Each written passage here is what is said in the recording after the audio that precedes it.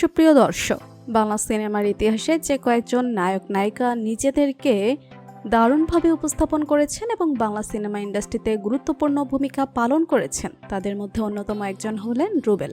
আজকের এই ভিডিওতে আমরা তার ব্যক্তিগত জীবন সম্পর্কে অজানা কিছু তথ্য জানব, তাই ভিডিওটি না টেনে সম্পূর্ণ দেখে রাখুন। বর্তমান সময়ের দর্শকরা তাকে রুবেল নামে চিনে থাকলেও আসলে তার পুরো নাম হচ্ছে মাসুম পারভেজ রুবেল। রুবেল 1962 সালে 2রা মে বরিশালে জন্মগ্রহণ করেন। তার উচ্চতা 5 ফুট 7 ইঞ্চি। দেখতে তিনি যেমন সুদর্শন, তেমনি তার শারীরিক গঠনও বেশ আকর্ষণীয়। রুবেল ফুটবল খেলতে অনেক বেশি পছন্দ করেন। ফুটবল খেলার প্রতি তার আলাদা এক আসক্তি ছিল। একজন দক্ষ ফুটবলার হওয়ার ইচ্ছে তার ছোটবেলা থেকেই ছিল, কিন্তু ভাগ্যক্রমে তিনি হয়ে গেলেন একজন অভিনেতা। রুবেলের ভাই সোহেল রানা বাংলা চলচ্চিত্রের একজন জনপ্রিয় অভিনেতা। তবে তিনি যে নিজের ভাইকে দেখে সিনেমা জগতে আসার জন্য উৎসাহিত হয়েছেন তেমনটা কিন্তু নয়। সোহেল রানা প্রথমে চাননি তার ভাই অভিনয় জগতে আসুক, কিন্তু পরবর্তীতে রুবেল ঠিকই অভিনয় জগতে এসেছে। রুবেল তার ক্যারিয়ারের সম্পূর্ণটা সিনেমার মাধ্যমে গড়ে তুলেছেন। তবে সিনেমা জগতে আসার পূর্বে তার জীবনে একটি গুরুত্বপূর্ণ ঘটনা ঘটে যায়।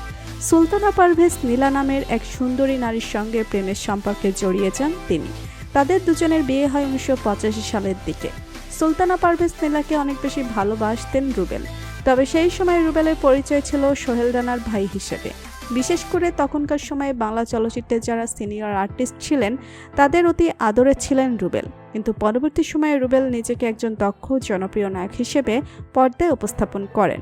1986 সালে যখন রুবেলের বয়স 24 বছর, তখন তিনি সিনেমা জগতে কাজ করা শুরু করেন। তার প্রথম অভিনীত সিনেমার নাম ছিল লড়াকু। সিনেমাটি বেশ ব্যবসা সফল হয়েছিল তখনকার সময়। এরপর থেকে তাকে আর কখনোই পিছনে ফিরে তাকাতে হয়নি। একের পর এক হিট সিনেমা তিনি দর্শকদের উপহার দিয়েছেন।